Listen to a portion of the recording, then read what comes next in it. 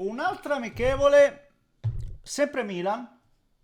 Soltanto due partite amichevoli, ho portato soltanto il Milan finora? Mi sa di sì, io lo so, perché dimentico istantaneamente ogni cosa che faccio. Mi pare di sì. Oggi però espandiamo i confini, perché alle 18 c'è sia il Napoli che la Roma. Vedo che riesco a fare, spero di portarle entrambe. Vediamo. Però sono anche molto molto incuriosito perché devo dire, è vero, queste amichevoli non conta nulla, è sempre la solita premessa che facciamo, che è anche doverosa. Non conta nulla sotto l'aspetto del risultato, cioè le vinci, le perdi, le pareggi, non conta davvero niente. Ecco perché l'altra volta io non mi spiegavo i rigori soprattutto, soprattutto in un'amichevole, soprattutto su quella squadra o ha vinto o ha perso perché deve battere anche i rigori, no, per lo spettacolo. Delle trovate alcune volte che veramente non hanno alcun senso.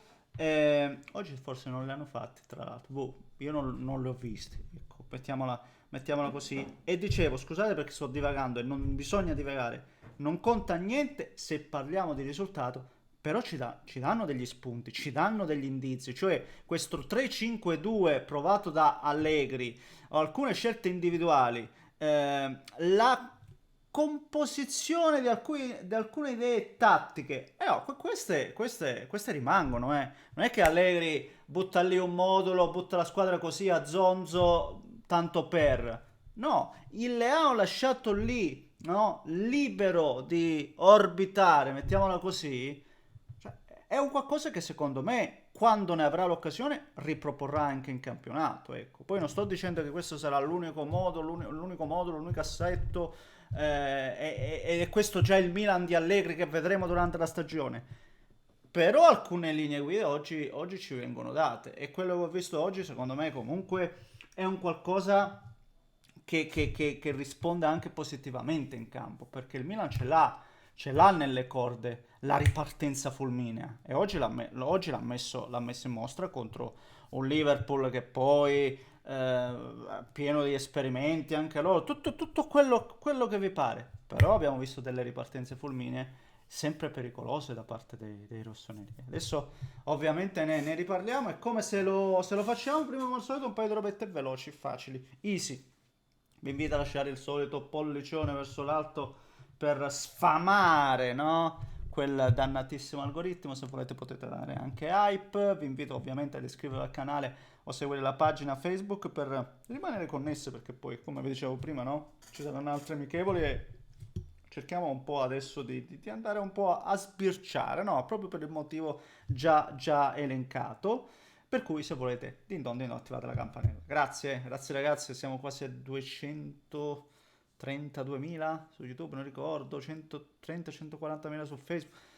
Siete magnifici, ecco, non dico altro, grazie. Sì, il Milan di oggi che tra l'altro, ecco, a proposito di composizione della squadra, eh, sceglie nuovamente gli stessi tre, almeno dal punto di vista della formazione iniziale.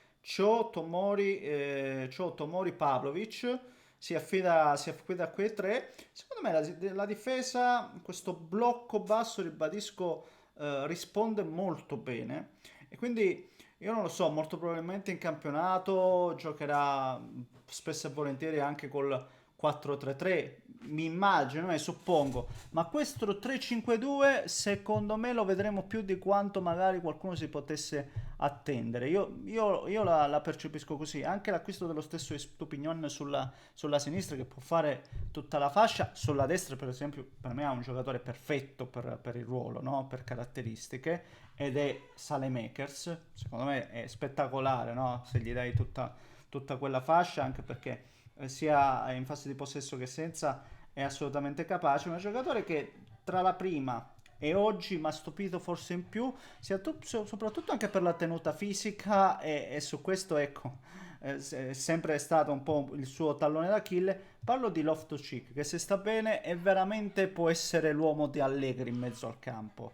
Un mastino che va a gamba, un motore, può essere un po' il Rabiot che abbiamo visto alla Juve con caratteristiche ovviamente un po' diverse, Pollaio ovviamente in rivolta, che ce l'ha con me, ogni volta si scatena, sta a ballare la samba, non ho capito perché deve ballare la samba alle 15:41. Chiudi la porta per favore, mamma, chiudimela per favore, chiudimela, gentilmente, fammi sta grazia, fammi sta serena, fammi sta un po' qui.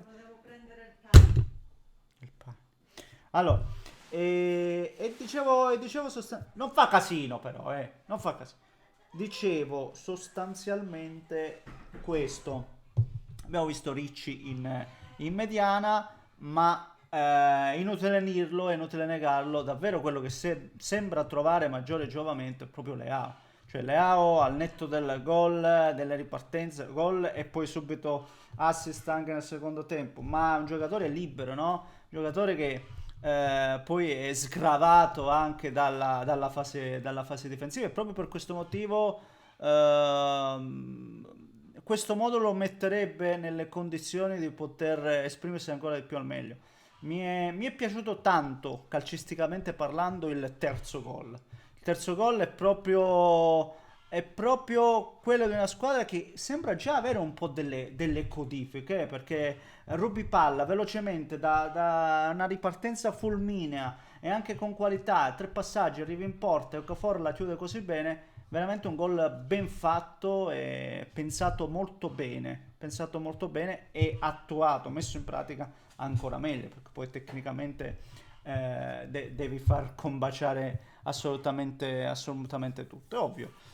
È un Milan d'agosto, lo dicevamo contro l'Arsenal, dove avevamo visto praticamente un monologo, una squadra che stava lì soltanto per non prenderle. Oggi invece ho Milan che ogni volta che ne ha avuto l'occasione invece ribatteva colpo su colpo e ha fatto vedere delle cose migliori del Liverpool oggi. Oggi ha fatto vedere delle cose migliori del Liverpool, ma sappiamo bene che il Liverpool ha delle qualità, ragazzi miei, vedevo delle giocate anche lì, delle robe clamorose. Però la squadra di Allegri, ribadisco, inizia a mostrare alcune idee, più che alcune idee, no? Che noi le conosciamo, le idee di Allegri.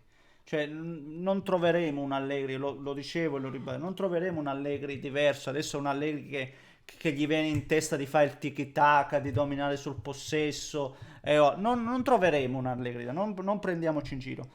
Quello che volevamo capire sostanzialmente, oddio, in realtà era abbastanza già comprensibile, è se questa squadra, questo blocco, no, dei ragazzi fosse adatto, no, a quello che poi Allegri vuole vedere in campo. E da quello che abbiamo visto oggi, onestamente sembrerebbe proprio di sì. Poi è ovvio, bisogna vedere sul lungo periodo contro avversari non forti o meno, perché più forte del Liverpool ne troverei poche squadre, ma avversari, no, che magari si chiudono, che appunto non ti lasciano tutto quello spazio da attaccare, perché contro questi avversari il Milan di Allegri va proprio a nozze, e quindi bisognerà vedere. Però certamente ci sono delle caratteristiche che secondo me si sposano molto bene. Ecco, questo volevo dire sostanzialmente. E poi oggi doppietta anche di Okafor, che comunque ha uno scudetto sul groppone, magari anche questo in qualche modo può darsi che possa dargli un po' di confidence, no? E magari avere più chance di quel che si pensa in questo campionato. Non è assolutamente detto il contrario. Vediamo, ragazzi. Questo è. Non lo so se mi sono perso qualcos'altro di rilevante. No, non credo. Bellissimo al 20° minuto. Gli applausi, il gesto che ci riporta alla memoria di Diogo Jota. Niente. Un grande abbraccio, signore miei. Come vi dicevo prima, se volete iscrivetevi per seguire i prossimi contenuti. A proposito dei prossimi contenuti, vediamo queste amichevole di giornata. Qualcun'altra la seguiremo certamente. Un grande abbraccio a Neschio.